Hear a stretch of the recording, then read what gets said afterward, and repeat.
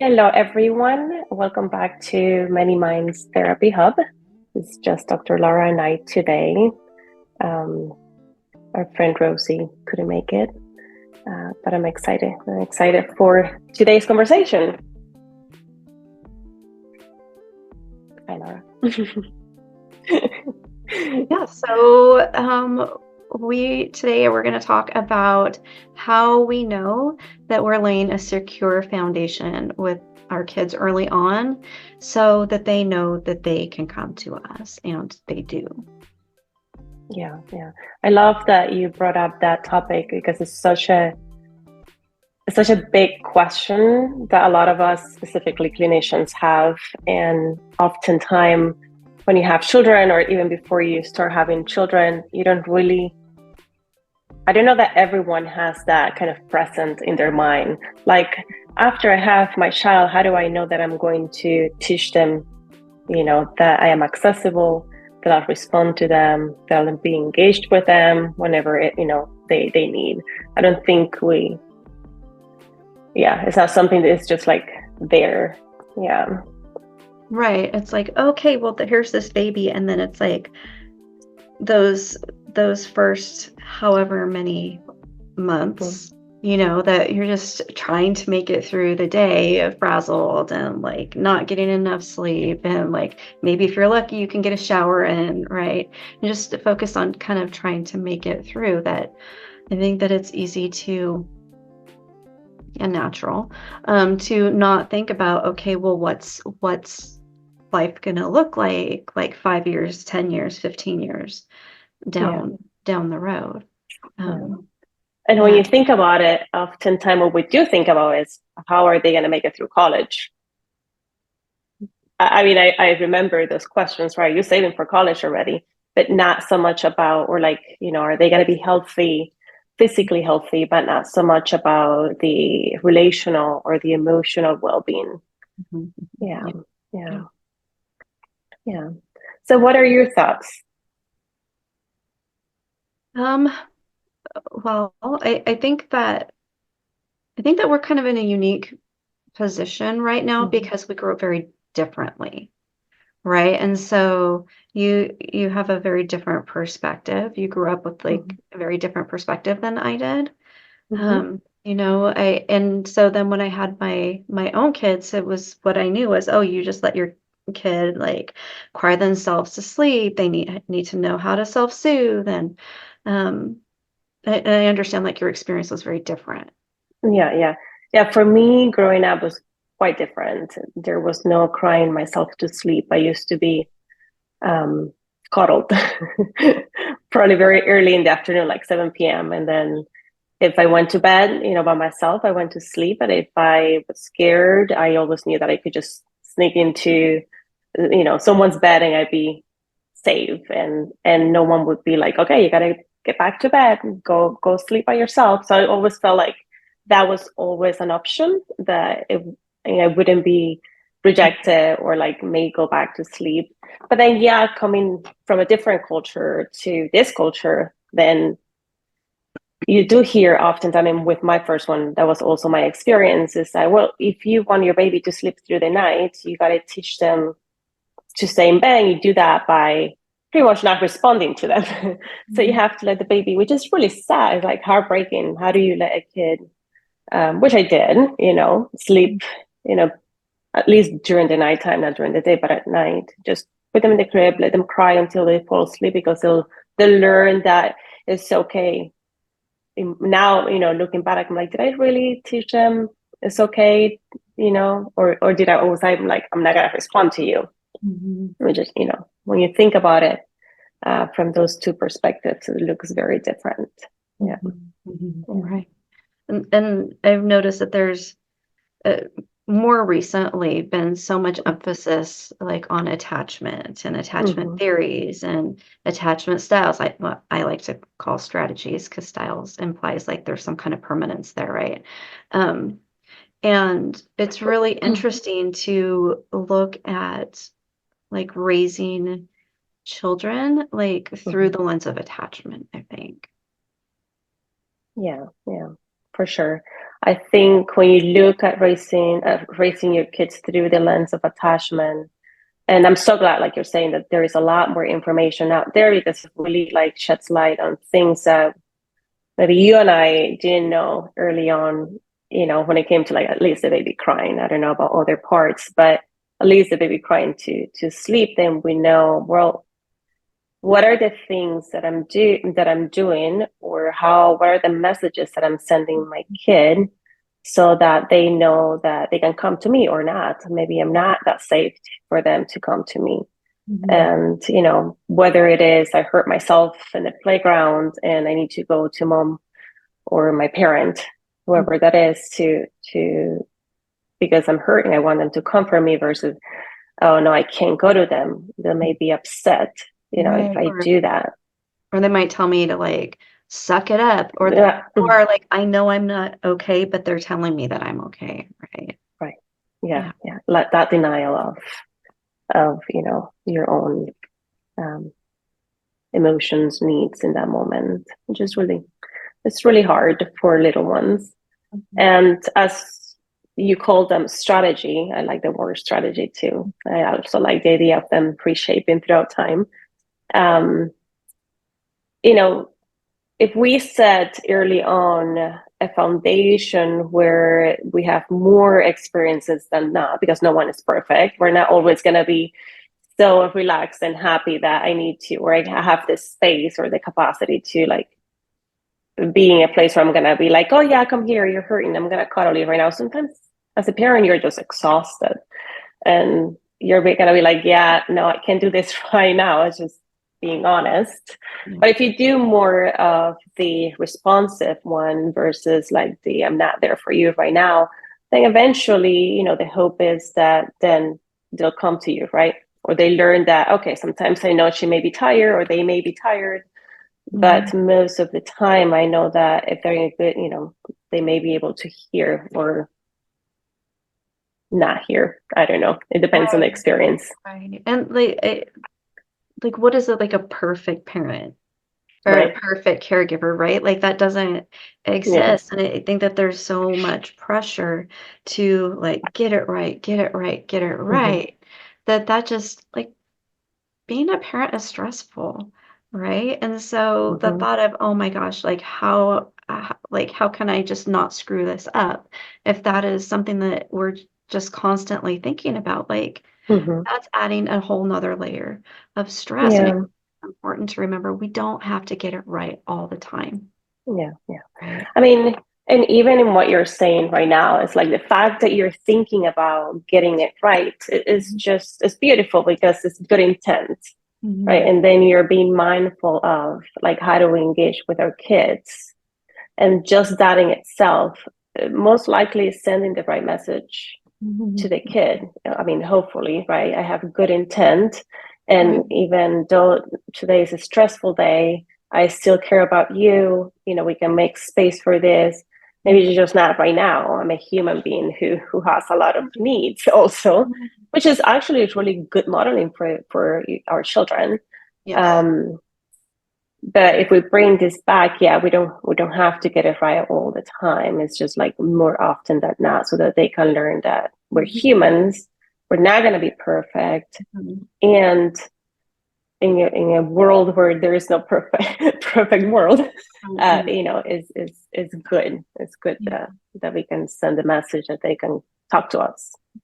Right, and Yeah. actually, it is good for our kids to see that like life is not perfect, and Hmm. guess what? Sometimes, oh, my parent makes mistakes, right? Hmm. Sometimes maybe they lose their temper, maybe they Hmm. said something that just didn't really feel very good, right? Because then that gives us the opportunity, like you said, to model, right? We can model what repair looks like. We can model like what an apology Hmm. looks like, right? We can model the kind of relationship dynamics that we're hoping that at some point in the future that our kids have with their own relationships and later on with their own kids. Yeah. Yeah. Yeah. And that also, I feel like that's all really tied into being accessible to them and responsive to them, right? Like we're saying, it's not perfect, but it's how are we relating Mhm. to each other? Like, what are the dynamics? Are we Mhm. leaning more towards one side of the spectrum versus the other? Are we somewhere in the middle Mhm. where, it may be more on the right hand side, the next day more on this one, but we're kind of like just playing this Mhm. balanced, or doing the best we can to do that. Right. So that, yeah. Right.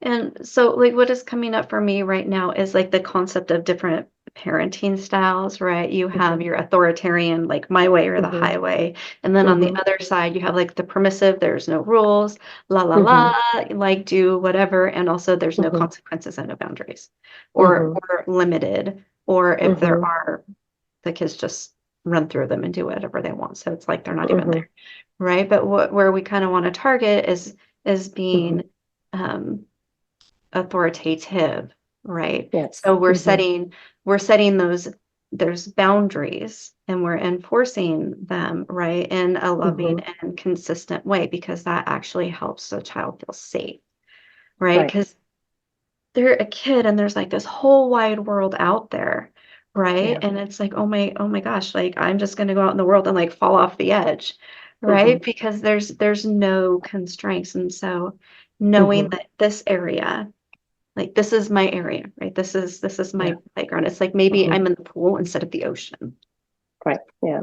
But what I like about that is that, you're in the pool, there is a boundary set within that area, but you can move freely around, or within. I think that's the Right. word, within that space, right? It almost feels like it's not really constrained, yet it is. Like you have kind of like you're giving your kid a space where they do have boundaries, yet they can still explore.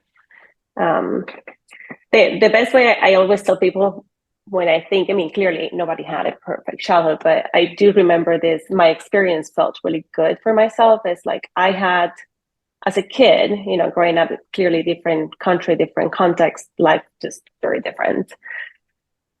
But if you were to, like, look back at like a recording, you could probably see that I probably look a little bit wild.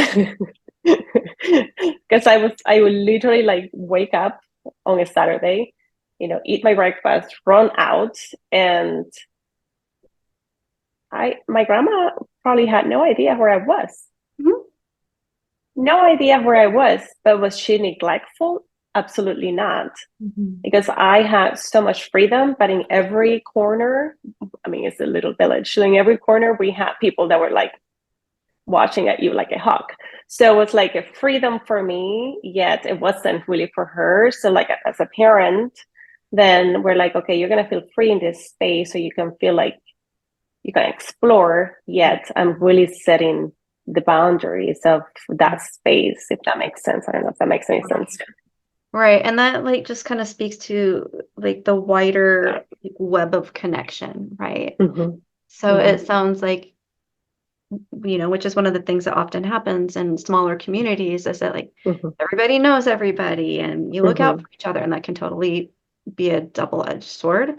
But But when right, you're a child, right, right. yes. And Mm-hmm, so yeah, you were able to explore and have these experiences that mm-hmm. I'm guessing would have been very different, right? If Right. you've been somewhere else. Yes, yeah, yeah. But I think bringing it back to the context of being accessible, I knew that even though I was not even close to where they were still very easy to Mhm. access if I needed them to. If I needed them, I knew somebody would like go get them and they respond. So there was no fear of I'm too far away, if Right. that makes sense. Right. And so like that secure base, right, Hmm. of home, like it had Yeah. these extensions, right, that Hmm. even though you weren't there or in their presence, you Hmm. still felt connected, right? And that Yeah. doesn't just happen by accident. Yeah. That Yeah. happens like through us being accessible, us being responsive, us being Hmm. and engaged, right? And like that Yeah. consistency that builds trust, right? If I can I trust that you're going to be there? Yeah. Yeah. Yeah. And it's such a big question. There are so many ways to do this with children that it almost feels a bit unfair to say there's a right way to do it, a wrong way to do it. But probably like mostly for parents, I would say, for me, if I were a parent and somebody would ask me, I would say, like you're saying, assess your community, assess or your network, or maybe it's just a couple of people, maybe you have a whole larger community, maybe it's just you. But how are you relating? How are you setting up this space so that your kids know that even whenever they're gone, they can feel connected and safe? If something is coming up, they can still emotionally access, Right. their caregiver. Right. It's like I'm getting this image of like Mm-hmm. a kid on the playground, right? It's like Mm-hmm. so you get to the playground and they're like off running and Mm-hmm. then all of a sudden they're like, oh shoot, like Mm-hmm. where are you? And they like turn around to make sure Mm-hmm. that they're there, right? And then maybe Yeah. they'll go a little bit further or do their own thing, but they're like Mm-hmm. they keep looking up to make Mm-hmm. sure that you're Yeah. accessible. Yeah. Yeah. They And can if trust. they go too far and you're unhappy with it, then what are your thoughts? Like, Can you how do we? Yeah, if they go too far, sometimes as parents, we don't want them to go past mm-hmm. the swings. I don't know. What you call them. Yeah. The swings, right? The swings, yeah. And then you're unhappy with that. Like, Mm-hmm. how we respond to that feeling of uncomfortable because it's on our end. Now we're uncomfortable because maybe we lost sight of Mm-hmm. them. The way we respond to them in that moment actually either helps or not help the Mm-hmm. way they may respond to us eventually, where they Right. come back to us eventually because now they went too far Mm-hmm. for my parent or caregiver and they're unhappy. Mm-hmm. That Right. also sets a tone. Yeah. So like, am I Mm-hmm. worried that I'm gonna get in trouble? Right? Is that what is keeping me here? Or Mm-hmm. am I staying within these confines Mm-hmm. because I Mm-hmm. understand? Right. And of Yeah. course it's normal for kids to push their boundaries and it's our job, right, to It's hold it's a it's an entire life. right. Right. I'm like, oh my gosh, like, is this gonna stop Never. anytime like ever? Yeah. I'm even thinking, does it stop once, our parents or caregiver are like later on in a different stage of Hmm. the life cycle? I don't know that it stops. Hmm. Yeah, who knows? I'm just trying to think, like at Yeah. what point we may stop. I think it depends on the dynamic, pushing boundaries. Hmm. Um, so yeah, yeah. So yeah. Any other thoughts? I feel like this is a good conversation to have. Yeah. Hmm. Yeah, and that's definitely something that I would like to talk more about because like Mm-hmm. the whole concept Mm-hmm. of attachment, like Mm-hmm. there's so much to it Yeah. and like Yeah. there's actually a lot of research, right? Yeah. That backs it up and it's Mm-hmm. I don't know, I'm like super nerdy like that and I love all of that stuff. Yeah. But it's really interesting and there's a lot of misinformation that Mm-hmm. I see like on social media. Mm-hmm. There are there's some really great what I would consider accurate information and then there's not. So Yeah. something that And I would probably definitely more of the interpretation of the actual original research. mhm. Yeah. Go Yeah. ahead. Sorry, I didn't mean to cut you Oh off. no, and it's just something that I would love to talk more about, like maybe in different contexts. Yeah. Yeah, for sure. Yeah, this is a good start. And then we can for sure have more dialogue around more specific areas, I think.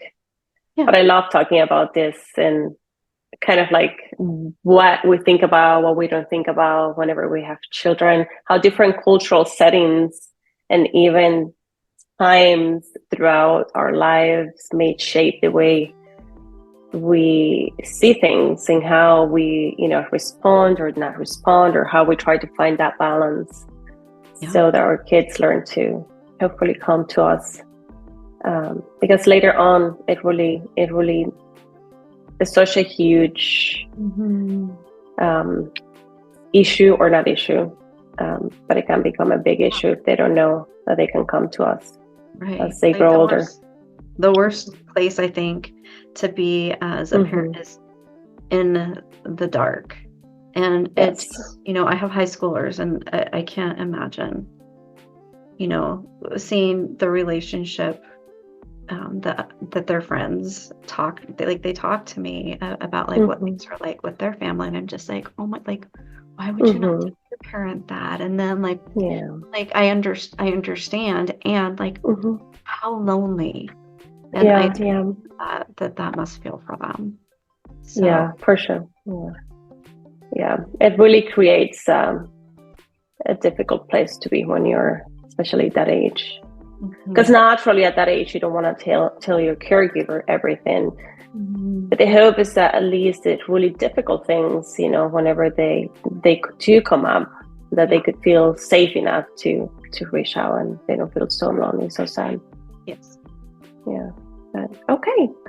Well, this is it for today. And I can't wait for more conversations. Me too.